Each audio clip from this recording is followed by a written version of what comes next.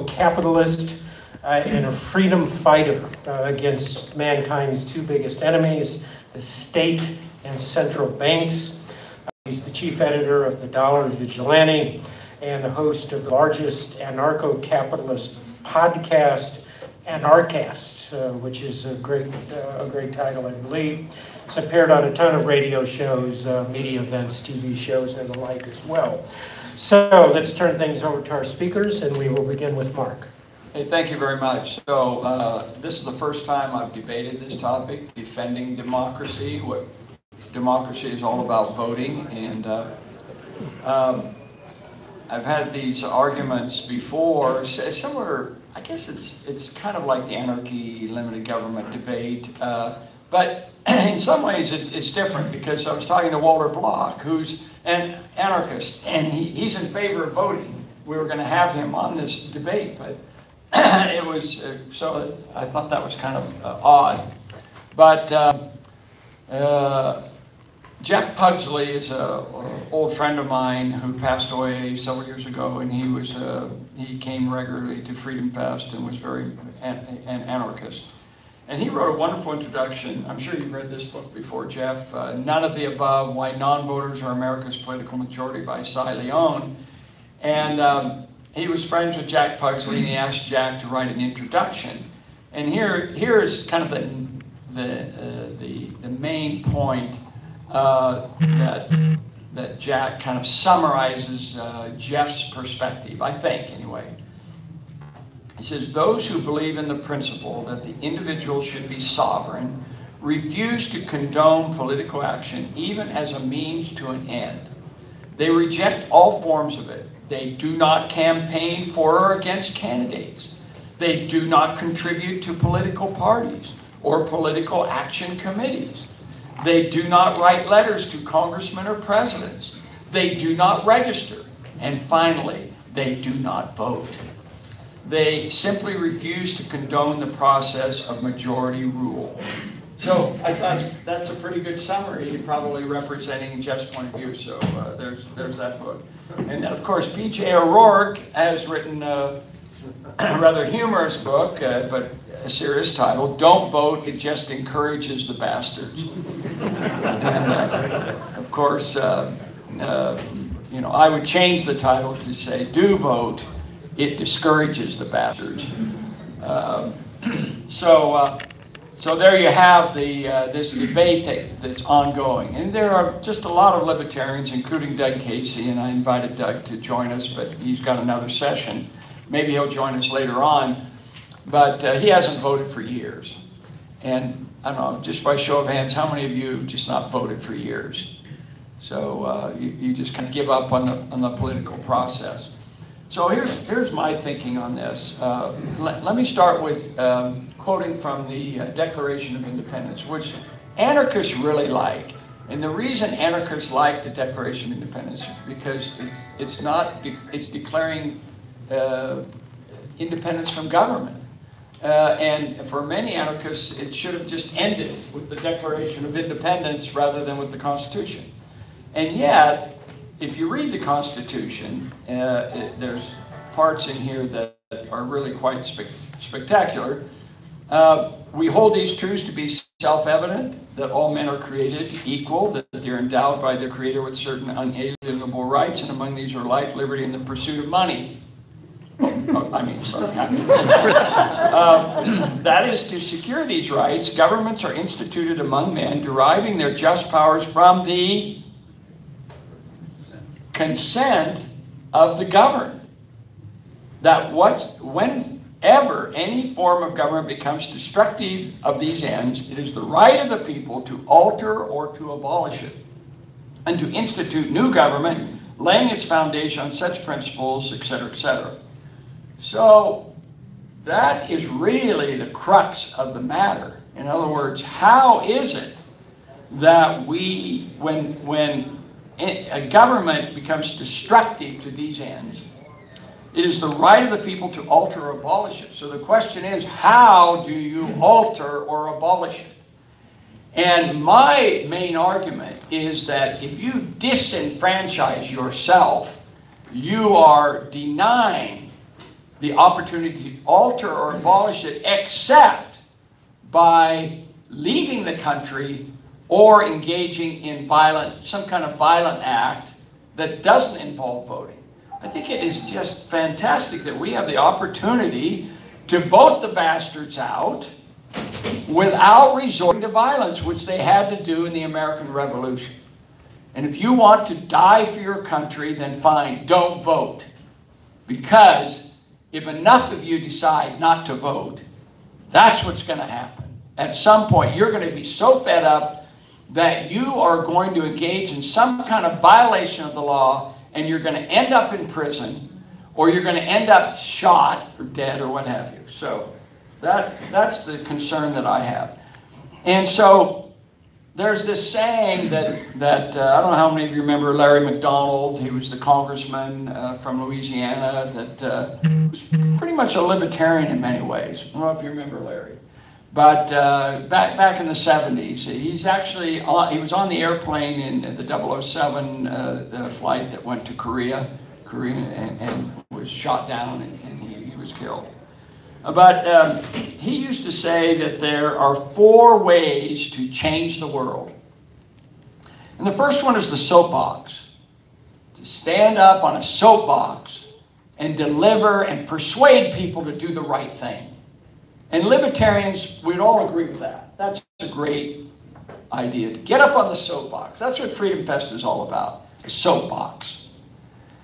And the second one is the ballot box. The ballot box is an opportunity for you to reduce the size of government. You have that choice. Yes, you're up against people who want to increase the size of government, but you still have the franchise, that political franchise, to alter and improve and abolish government, if you want, through the ballot box. And the third one is the jury box. And we had jury nullification that Jim Green and others were talking about here. And that is a little known but a very powerful technique for you to say no to bad law. The jury box. And if you don't have the soapbox, and you don't have the soapbox in many parts of the world, like Venezuela, you'll be put in jail for getting up on a soapbox. And if you don't have the ballot box, a legitimate voting machine where your vote actually counts. And if you don't have a jury box, then you're resorted to the fourth box, and that's the cartridge box. And some of you are really good at protecting yourself with a gun. But in Mexico, it's not even legal to have a gun.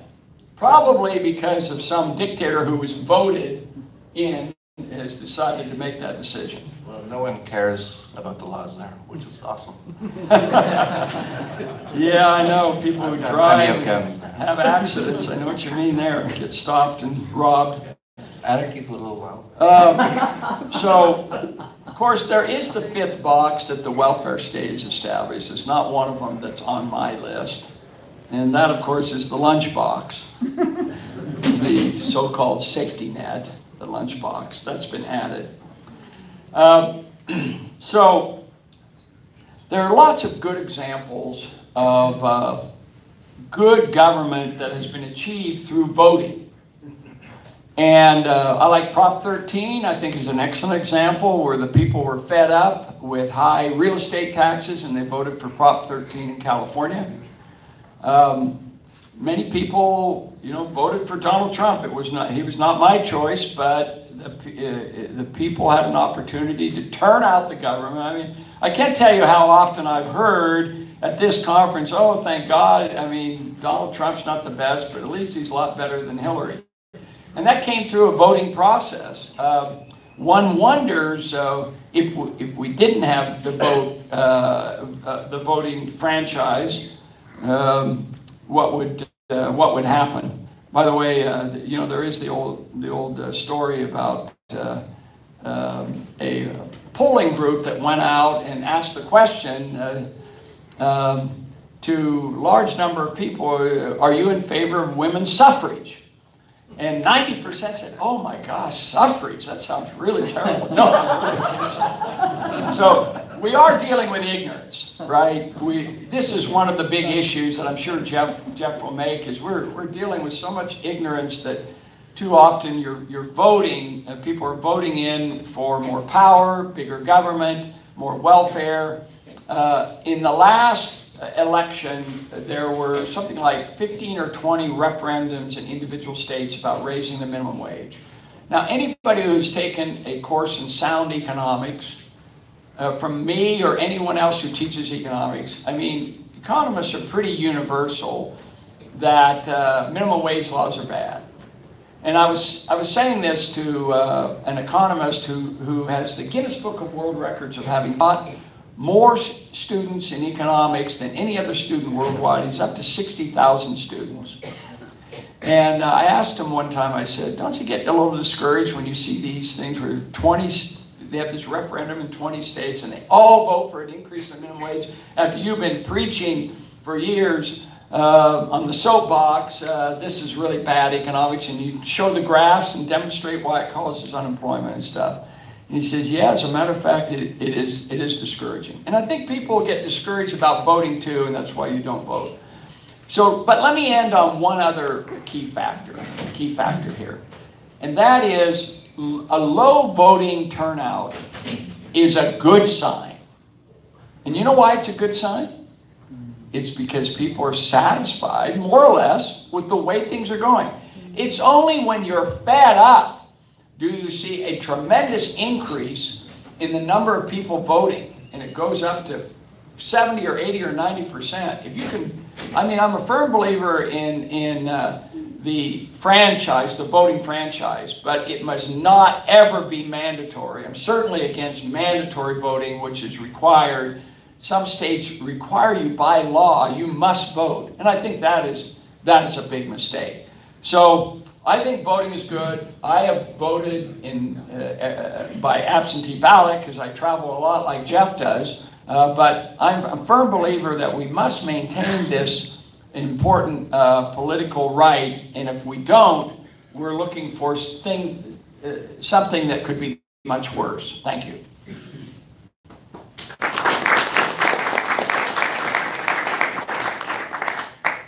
Didn't you say a 3-minute introduction or something?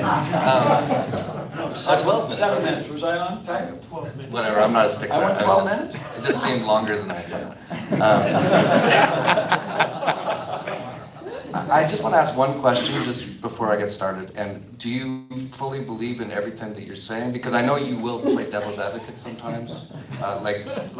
Is this your true stance? No, absolutely. Okay. Yeah, sure. Because I do vote. Okay. So I just wanted to know, because sometimes you will play devil's advocate. that's true. Yeah. For the people sitting there who might be shocked that I say don't vote,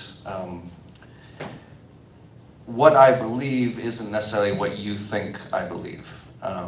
I do support, actually, there's one person here, Adam Kokesh, who's running to dissolve the federal government. He's running for not president. I think in certain instances where you're actually just saying, okay, I'll go tick a box to make a lot of this tyranny go away. So you're not aggressing against anyone, you're just saying, take it away. So when there's a decriminalization vote for marijuana, for example, I have no problem with that. My problem is when you are using a tick of a box to aggress against other people. Now, actually, we can make this very open. Would you ever tick a box to aggress against someone or extort them? Extortion would definitely not, but aggress against another one, I do haven't. I don't believe in the non-aggression principle at all times. I do make exceptions to that. Yeah. Okay, so I definitely don't believe in that. So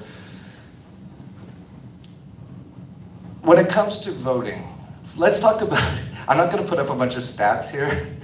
I could. Let's just talk about the reality of it. True reality. How many votes are actually decided by your vote? Basically none, right? I think there's been 1 or 2 elections that were decided by one vote. So you're essentially just wasting your time. We can agree on that, right? No, I strongly disagree. No. Well, in terms of actual reality, you are not changing anything in that election by voting, right? We can agree on that. Like, you can be making a point by voting for someone in particular. However, in terms of the election itself, you're actually basically just wasting your time, right? And it's really interesting to see all the slaves line up and for like 3 hours to tick a box, like it's going to change their lives. But this is a much deeper issue. This is more than just nuts and bolts. This is more than the basics. This is a true spiritual, human issue. If you are ever going to aggress against other people, that is not good, to say it lightly. If you're doing it by ticking a box, and that could be, for example, I don't know, like, can you give an example of something you would be in favor of that would aggress against people? Maybe coke, heroin legalization or something? Well, can you give one example? The example I use is I do think people who are accused of a crime should be forced to appear in court to adjudicate that issue. Otherwise, criminals who commit crimes can legally just leave. That's a reasonable one. You can't arrest the person. You have to have the ability to arrest a suspect. And on that basis, I think the law, which is based in common law, you don't even really need an administrative law for that. But that would be an example of a violation of the non-aggression principle. Okay, actually that one I don't have a big problem with. Is there anything else that you can think of that you really want to enact? Quarantine is another example. Okay. Quarantine is a classic example where disease is spreading very quickly, and sometimes you have to quarantine people. Okay. So those are both fairly reasonable. I have no, it's not I'm not angry about quarantining people who are diseased. I'm angry about quarantining people who have power over other people and destroy their lives. You want a third example? Sure. So eminent domain is one that I do favor, but it can be abused. Certainly can be abused, and the Little Pink House is an example of that. But originally, it had a fundamental efficiency. It's a utilitarian argument, basically. It's not a rights issue, it's more utilitarian. It's also fairly reasonable. I'm not like here to argue against quarantine or if you need land and it's an emergency that something happens. But it's really a question of we actually create the reality of our own world through our actions. And collectively, sadly, this can be done through things like voting. How many people here voted for Donald Trump? And could someone just shout out like a good reason why you did that? And it can't be because Hillary's worse. Because he's got balls. Because he got balls, okay. I was hoping he'd change the world. Okay, well that's interesting because My bad. that's a real... This whole voting thing is really a scam to make you believe you're going to change the world by ticking a box. Really, you change the world through your own actions, through loving your family, through taking care of your community. These are how you change the world. And really, you actually mentioned the word, Mark, disenfranchised. If you don't vote, you're disenfranchised.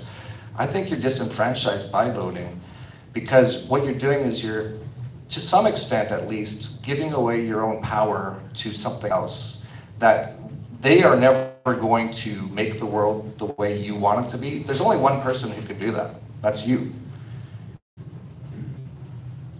I didn't want to bring this up, but I will. Jesus was sort of similar. I'm wearing a cross right now, but the story. You're not quite Doug Casey. No, I'm not. I'm not a carbon copy of Doug Casey. I have my own beliefs. And I've changed a lot in the last few years. But if you change Doug Casey, that's the problem. I'm working on him a little bit. I don't think there's much wrong with him. I think he's 99% perfect. I think he needs a little bit of help spiritually. But that's a whole other topic. But that's sort of the whole thing with Jesus was get people to believe that he's coming back and he will save you. Really, the only people who can save us is ourselves. And the act of voting itself is not... There's nothing, this is the nefarious, horrible part of it all, is there's nothing wrong with putting an X on a piece of paper. However, that X has some consequences. And if the intention, this is very important, your intention is what matters. So Mark mentioned a few things that I'm not terribly against at all. So if that's his intention, that's okay. I'm not saying if you vote, you're a bad person. But if your intention is to enforce your beliefs on other people through violence, and that could be criminalizing certain plants or sexual acts, prostitution, or whatever it is, that is really not good. And what happens is, collectively, we all create our own reality. We all create our own reality. You're here today because you created that. You are here for that reason. This gets glossed over too much. We really create our own reality, and the problem is when we get collectivism, this is really interesting, because a lot of people here, I would describe as sort of neoconish. Not everyone, but there's some war talk, like it's good. It's just, okay. If you talk to your average sort of neocon right sort of person, and I'm not right or left, I think the right-left thing is here to divide us and destroy humanity. It's done on purpose to keep us constantly fighting each other. We don't need to fight each other at all. But if you talk to your average right neocon sort of person, not saying I dislike them or like them or anything, no opinion. If you talk to them and you say, you know, communism doesn't really work, right? I think everyone here, I don't think there's going to be one hand that's going to go up that say communism really works, right? Is there one? No. So a lot of people here understand that sort of thing. Now, why doesn't communism work? Because it's centrally planned. It's a guy, you know, the old Soviet Union story of they made too many right shoes and there wasn't enough left shoes because one guy got drunk one night or whatever happened. So you guys kind of understand, those of you who vote and think it's important, you understand that when you have top-down central control of things, it's really bad in general. So what makes this all that much different when you're voting for other things? Now, the big question probably, from what I understand of what I've seen of people here who still believe in government, government actually doesn't exist, by the way. Where is government? And some people will point at the White House. That's a building. What is government? Well, they'll point at Donald Trump. That's a guy. What is government? It's actually a belief. It's actually, as Larkin Rose says, the most dangerous superstition in the world. It's actually what creates most of the problems in the world, is this belief in something that doesn't exist, which is government. But if you talk to your average person who kind of believes the right sort of angle on things, they will understand that you don't have anything good come from one guy controlling and telling everyone else what to do. So a lot of people here will go, well, I voted for Trump. Why? Because he's better than Hillary. Okay. That is, it's still not good. Now, a lot of people will also say, well, if I didn't vote for Trump, then we would have Hillary. Not true. Statistically, that is not true. If you personally didn't do it, there'd still be Donald Trump there. And I would mention, really nothing has changed with Donald Trump. There's still the IRS, there's still the Federal Reserve. He said he wasn't going to attack Syria, he attacked Syria. He's exact same as Barack drone bomber, who was the Nobel Peace Prize winner, who had not one day of peace his own presidency. It's no different than George Bush. It's a show. I call it a selection. It's not even an election. And you talked about, yeah, I'll finish in a second. Sorry, yeah, I got a little carried away. You talked about how, I lost my train of thought on that now, with the tap on the shoulder. But, yeah, I totally lost my train of thought. So we'll just continue. It's a show. Oh yeah, it's a big show. So yeah, thank you very much. It really is. And you know, if you look at the history, and actually most of the history that we know is mostly lies as far as I can tell. But in general, it was kings and queens, and you know, just like in Monty Python, the Holy Grail, some people woke up and said, "Who made you the boss of me?" Right? And they were like, the people who kind of control everything, they still kind of control everything, were like, oh, they're catching on to the kings and queen thing. Although the royal wedding was really popular in the U.S. But they were like, well, let's make them believe that they control. They're the ones in charge. And that's what democracy does. And it really doesn't. The real true answer is to stop aggressing against other people and to actually reach out and let go of your fears And they could be fears of immigrants. It could be fears of jihadis, even though 9/11 was not done by Osama bin Laden. It was done by the Bush crime family. I don't know if you guys know this. Like it's obvious. And not just them, obviously. But this is way more, I'll finish right here. This is way more than just ticking a box. This is, what do you want to do with your life? You are a sovereign, beautiful human being. Given this life, are you going to turn it over to an X on a box? Or are you going to take control of your own life and change your community through peace and friendship and love? Or are you going to tick a box forever? And I'll finish with this. Einstein said, insanity is doing the same thing over and over and expecting different results. How many times, just like with communism, a lot of us know this now. It's tried 100 times now, it just doesn't work. A nice idea, share, it's given to others, or whatever the word is, I forget the slogan. Same thing with government. How many times have we gone through this? We've been through this for decades now. It's like, oh, or Reagan, he's going to fix everything. No, he tripled the size of government. Oh, then Bill Clinton's going to fix everything. Sure he is. At some point, we need to stop. And I'm not saying, sorry, I'm totally carrying on here. I'm not saying, if you want to vote, whatever. But that is not how we're going to change the world. And really coming to that recognition will be how we change the world. Thank you.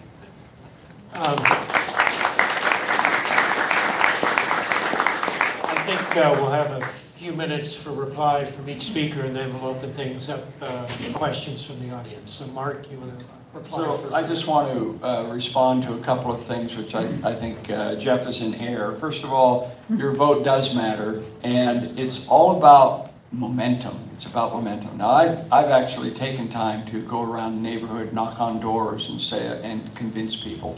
So it's not just you voting, it's also reaching out to other people. Social media is very powerful today, and I'm telling you that you can make a big difference because of social media. It is leverage, powerful leverage.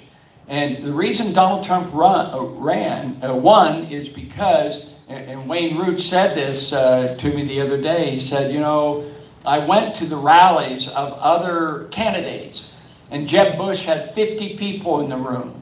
And Senator Rubio had 60 people in the room. And Donald Trump had 3,000 people in the room. And because people talk to each other and they made a difference. So it's not just a single individual. No man is an island. No man stands alone. So you can have a tremendous influence even though you yourself only have one vote. So that's an important factor to realize. It's the momentum factor that we understand in investing. You see it all the time in investing. Yeah, you have dollar votes, but lots of other people are doing things. And I write a newsletter that goes out to 15,000 people. That's leverage, okay? So it's important. The other thing it's important. You can do all those things without voting. Jeff? I would just. Yeah, well, sure, there's the soapbox, but when you see on the ballot somebody who has put on a referendum that you don't think is right, that takes away people's liberties, you better start spreading the word. If you just keep within yourself and do not adopt the good decision-making by citizenship, you are derelict in your duties. And there's nothing why you can't love and befriend and neighborly people on a persuasion basis. I'm a firm believer in all of that. But to say, but don't vote, there's no, it can be just fine to do both. There's no reason why you can't do both. The secret ballot, you ask people who they voted for.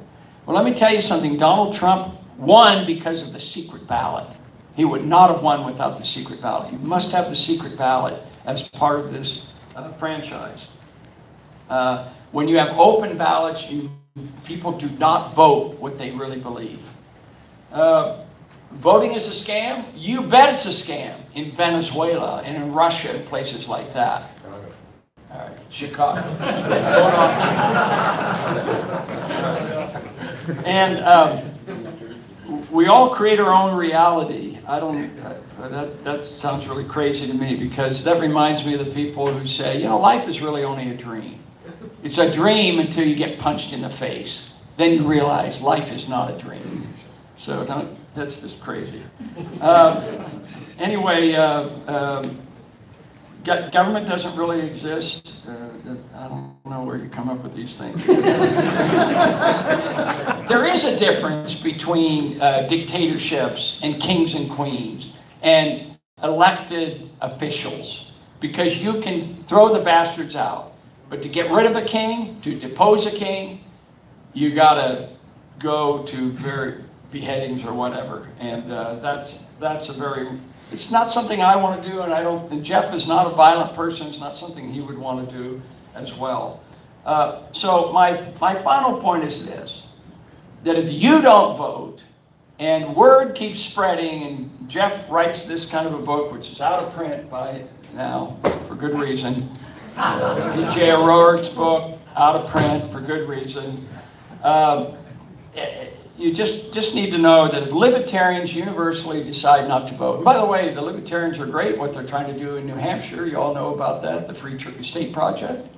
That's a fantastic concept to lower the size of government. I'm all in favor of it.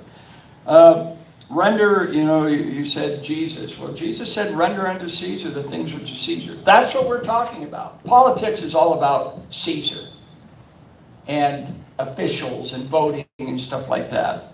And basically, if you are complacent, and that is not a virtue, if you are complacent about your voting franchise, then you will be responsible for the destruction of this country. And so I will end with Edwin Burke's famous line, all that is necessary for evil to triumph is for good people to do nothing. Thank you.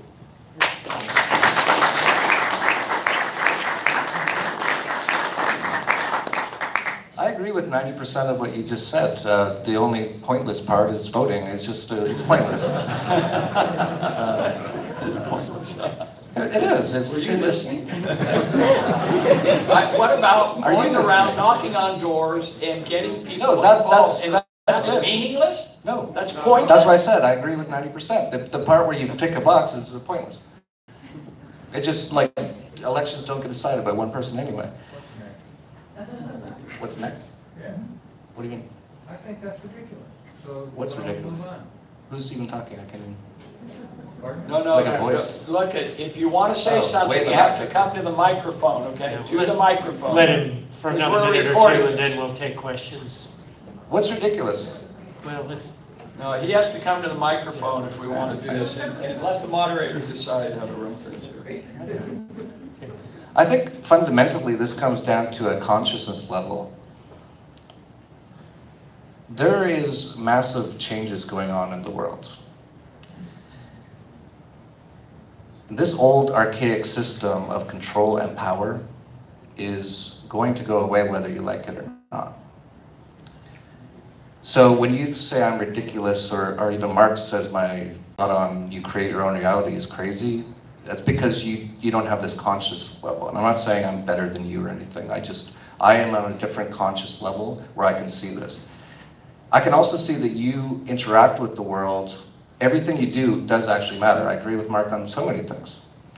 Definitely get out there and talk to people. This is missing so much from this culture that we're so segregated and divided, and there's not much talking. And when I see in the US, I don't come here much because I get kidnapped almost every time I come here by people in blue uniforms or costumes.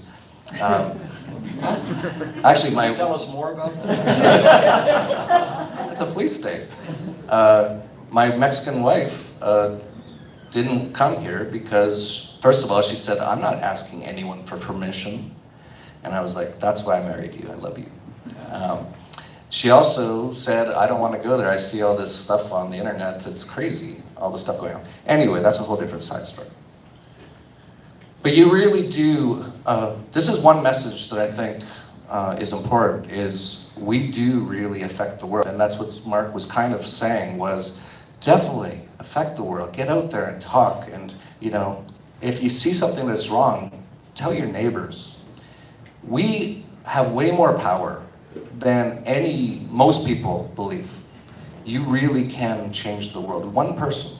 And I could bring up people I don't necessarily agree with a lot of their political stances or some of the things they do when they get drunk or whatever, Gandhi or Martin Luther King or whoever. But those are examples of people who really changed the world through their actions. And their actions were nonviolent and they were persuasion. Just by ticking a box, you are not going to change the world. In fact, you will just keep going. It's a great book. Don't vote. It just encourages the bastards. It really, my dream is one day they have an election and no one shows up. They'll still have the government. I guarantee it. I guarantee it. Until people go, I don't want this anymore. Now, I know I'm fighting an uphill battle. That's when the communists and the socialists take over. I hear that. See, this is the They fear. love to hear what you just said. I get and it. They did so in Chile. I get it. Yeah. But that's the very fear-based. And I would talk to the communists and the socialists the same way I'm talking to the more right people that are here and going, we have to stop this. It's just going to be a never-ending battle and it never works out for the best. We need to stop using aggression against other people, whether you be on the right side and you say, you got to pay for my military, because, oh yeah, the whole world's scared, they're going to attack the US with 300 million guns here. Not even close. It's mostly fear-based. And so this is a conscious shift. Going from, do we keep doing what hasn't been working forever? And look at the US government. You have to just look at it, right? It started off, they were talking about democracy's evil, basically. The founding fathers, as cultish as that sounds, and basically it's not much different than North Korea here in the US. Can I ask you a question? Sure. So Canada, 1995, see we have some Canadians here.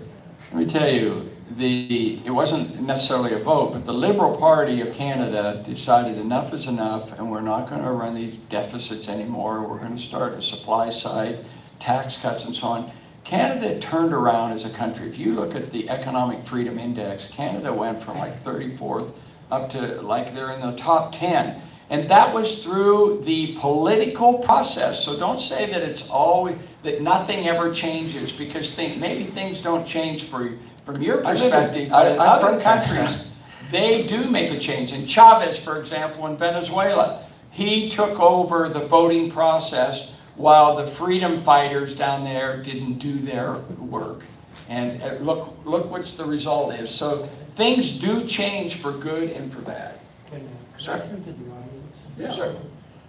We have 10 or 12 minutes left. I know we have a lot of questions, so please come up to the mic and ask, and our speakers will address them. My name is David Dorn from Scottsdale. When I lived in Philadelphia, just full disclosure, in 1981, I did run for U.S. Congress as a Libertarian in an abscam election, and I got to kind of experience what voting and the political process was. And I gave up voting probably about 25 years ago. I do agree with Jeff on a lot of things, and Larkin Rose, what he talks about is this myth of authority that we give to other people, that we think they have rights that we do not have ourselves. We can't concede that. But just a couple comments. Mark, you mentioned that you're here to defend democracy, and I like James Bovaard's comments of that definition of democracy as two wolves and a sheep voting on what's for dinner.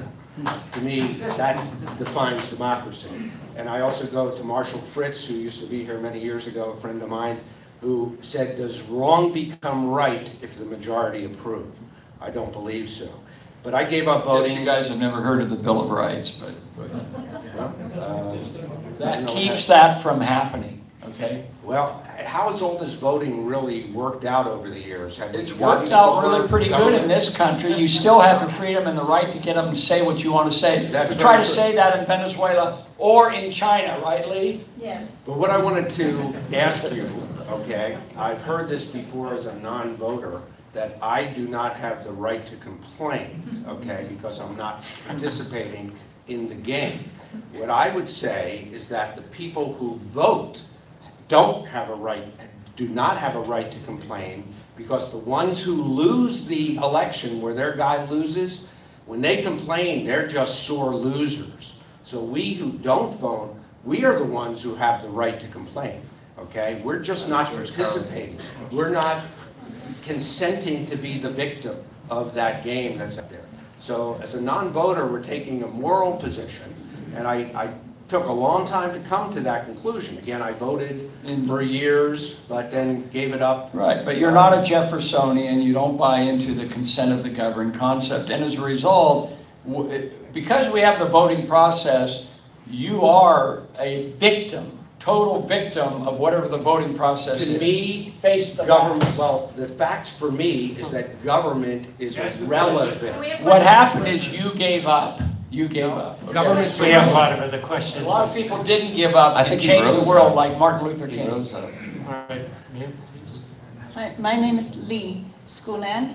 I'm from China. In China, until today, we didn't have any of the 4 boxes you mentioned. Only have the 5th one, the lunch box. And so when I came to this country 35 years ago, I was excited about this American political system. Not only I voted every time I ran for offices for 5 times, but last year was the first time I did not vote.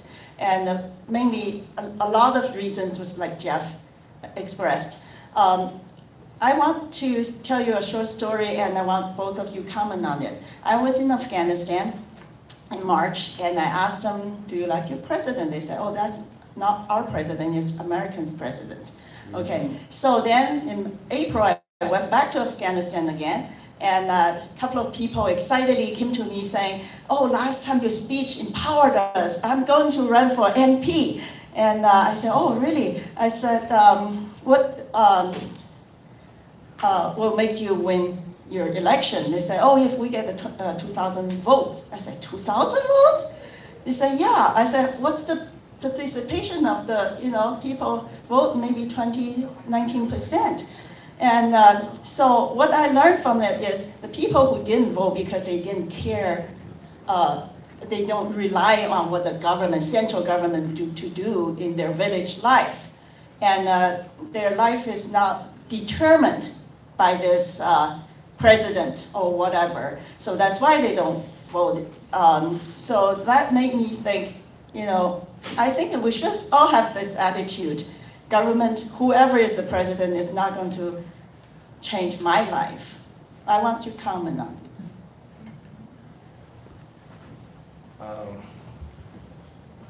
Do you have any comments? I just think that we need to know more about the culture of Afghanistan. I'm not an expert of that area and why there's a tradition of non-voting and a don't care attitude. I said complacency in the United States certainly is a positive sign that people feel pretty good about their elected officials and life is pretty good, so they're not voting. That's the way I look at it. So if you have a very high percentage vote, that suggests there's really serious problems in this country. I think you're assuming a lot. I think a lot of people don't vote because they just realize what it is.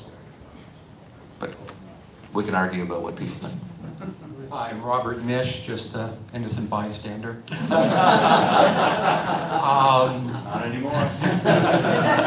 Big supporter of Freedom Fest. Yeah, thank you. I guess I came here predisposed as a non-voter, and for that reason, if I was asked to vote between the 2 positions, I would have voted for the position Jeff has taken, although I respect very much Mark and the arguments, but I can't vote for you, Jeff, because you just talked me out of voting. I'm perfectly fine with that. Thank you very much.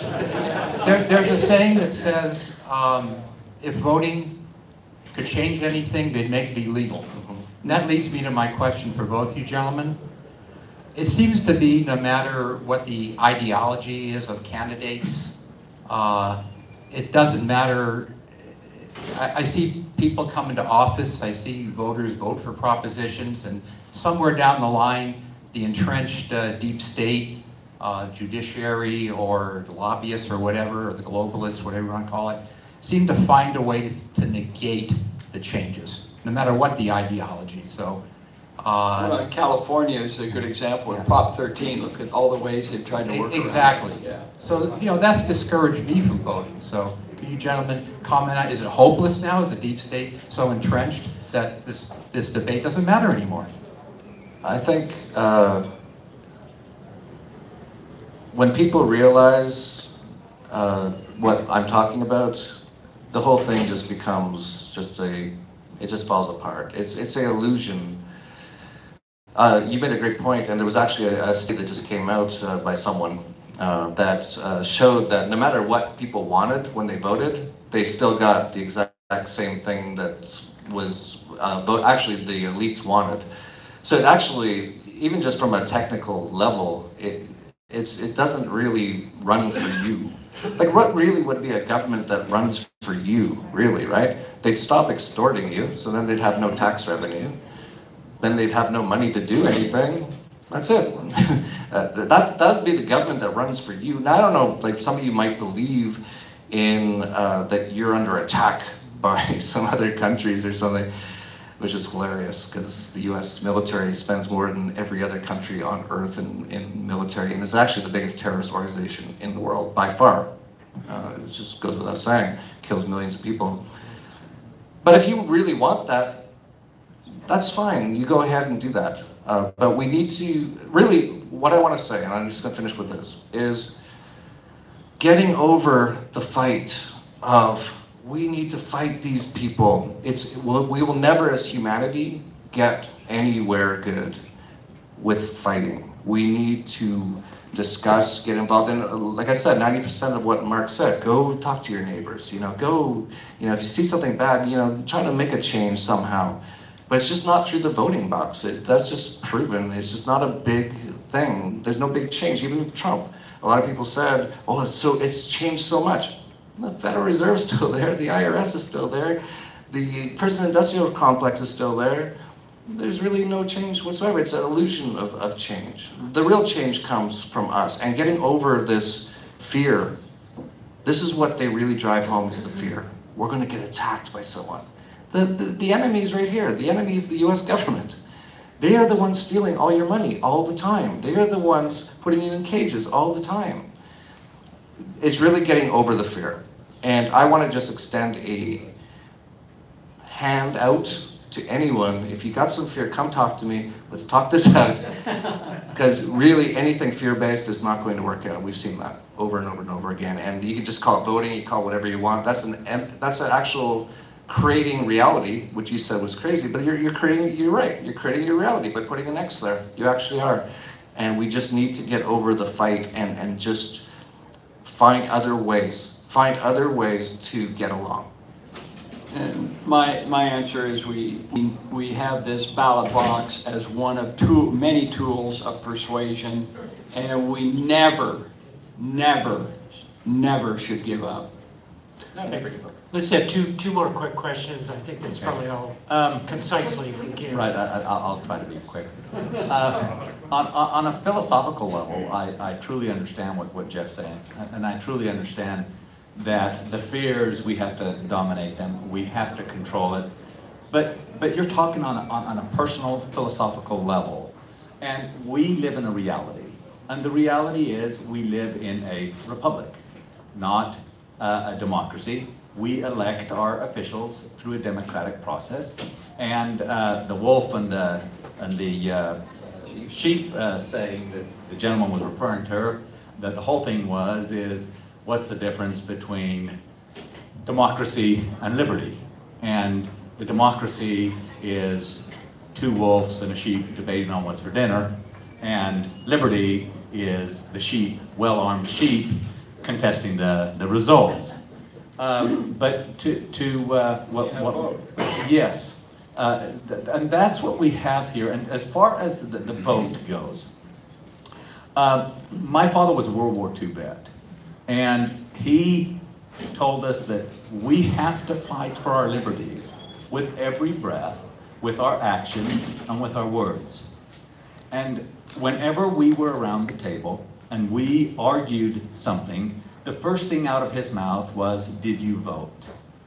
And if the answer was no, then you did not have a right to debate the outcome. You had to live with that vote because it is a republic of the people, by the people, and for the people. And that, unfortunately, is the reality. My name is Mark Tippett. I'm the Libertarian Party candidate for governor of Texas. I'll make this real quick. Hey, Mark, you're straight on. The vote is everything. I'm a mayor of a small city. I'm also a libertarian, and I'm proud of it. It's a 12-stage program. You'll get over it eventually. I mean, first of all, you have to admit that you have these. You got three things to overcome. We got ignorance, we got apathy, and we have cynicism. Ignorance is easy because with a little bit of money, we can tell people what libertarian values are. Apathy is until something happens that's really screwing them up, then they're your best. But a cynic is the easiest one to convert. And if I were on a board with Jeff here, my own name's Jeff, so it's really easy to relate to him. But if I'm on a board with him, he's my bitch. A cynic is the easiest one to bring over because they never get those endorphins of getting something done. Something positive for people because you have libertarian values. Getting elected just means that we have people with small government values now and actually to get things done. Yeah. It's funny you call me a cynic. I consider you to be a cynic for not believing in the true potential of humanity and using force over other people and extorting them and killing them. I don't use any force. I just. Yeah, That's the ruse of government. Yeah, I'd like to add just one thing. Sarah, one quick comment, but Mark, and then we got to one final comment from me, and that is one thing I like about voting, democratic voting, is you find out where people what they really believe. You find out that they like minimum wage or the welfare system. And there are things that it's a way of discovering how smart or stupid people are and how much education we need to do. If you take away that voting, you never really know what people are thinking and doing. This way, you have something to measure your level of success. And if there can become a time in referendums where people say, hey, no to minimum wage, that's because I know as a professor, we finally won the fight. All right, ladies and gentlemen, well, we're out of time, and I will vote. We will indicate. How many indicate that you should vote in elections? Should, positive. Okay, how many should not vote? Fairly equal, I don't know. We'll declare a tie, and thanks for coming.